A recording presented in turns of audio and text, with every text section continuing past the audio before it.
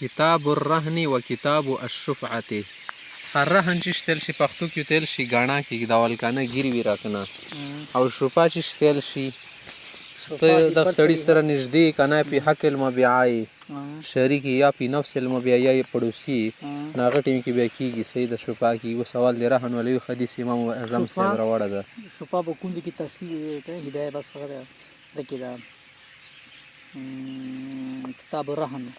كتاب الرهن أبو حنيفة عن حماد عن إبراهيم عن الأسود عن عائشة رضي الله تعالى عنها أن رسول الله صلى الله عليه وسلم اشترى من يهودي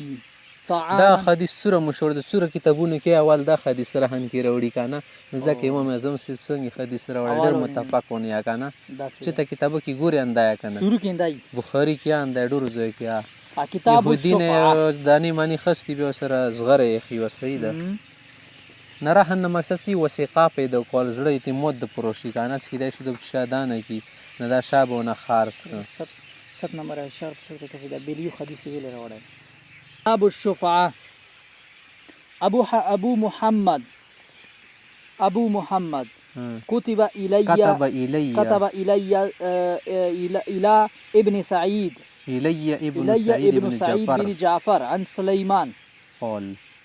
قال رسول الله صلى الله عليه وسلم الجار حق بشفعته أحق بسقبه رغلا كلا بشفعته رغلا دي ټول یو معنی ده د احق په اسم توزیل دي کې تنوین نشي الخامه اول الحق خپل ګوندی د پر ادا کنه ابو حنیفه عن عبد الكريم عن المسور بن محرمه قال أراد سعد بيع داره د سات سه خپل کور خرڅولو کنه په قال لجری پروسیه براپیته ویلو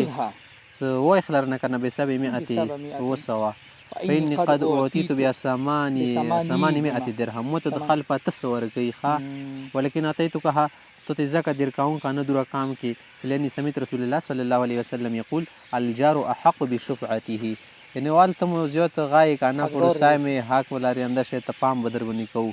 نور خو په حق المبيع ونه مخکیا کنه په نفس المبيع سپر د دوی د نشي کول داسې دي وفي عن المصور عن رافع بن مسور دي کنه عن رافع بن حديج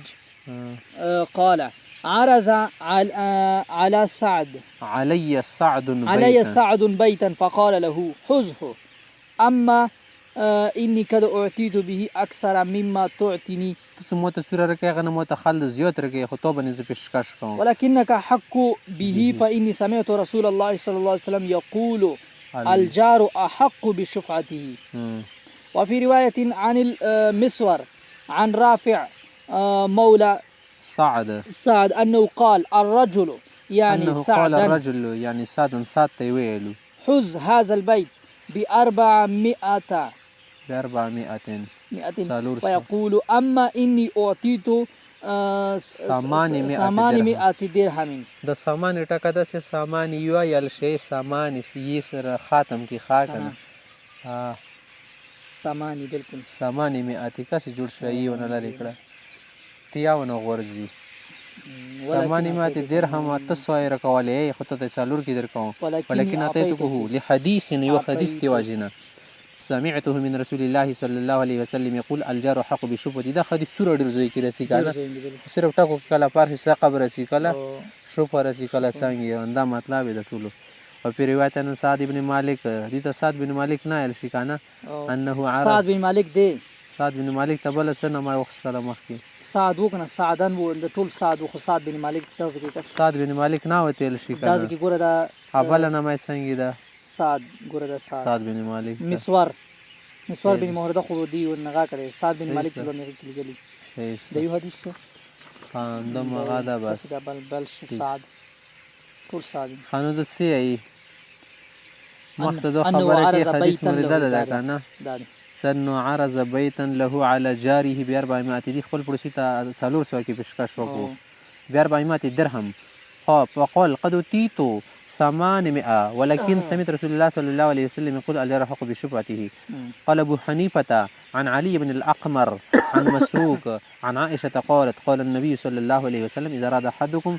أن يضع خشبته في حائطه، کله تاسو کې سړی غواړي که نه چې د بل سړي په دیواله کې لرګی خاک یا میخ ټاکوي فلا یمنعه وری ما منې کېدی شي نه، که دیواله ته یې نقصان نه رسولو یا دې ته والا چردیوارۍ باندې لرګی راوستلو ځکه خوري نه ده نه، خو که بیا ته په دې باندې په دې صبر نه دوا ونه کړي په د دیواله باندې بس بیا بېله خبره ده، که داسې تشرارات یې معلوم وو. نور که داسې میخ وایي سر نقصان یې نشته ډېر که نه تو دیوال نه خرپوي، لکه کله کله خو یو دیوال وي دوه منځ کې که نه وړوکو نه میخ وایي وطن خو نه ړنګېږي ورسره ضرورت ته بې وایي بیا خیر ده منې کوای ما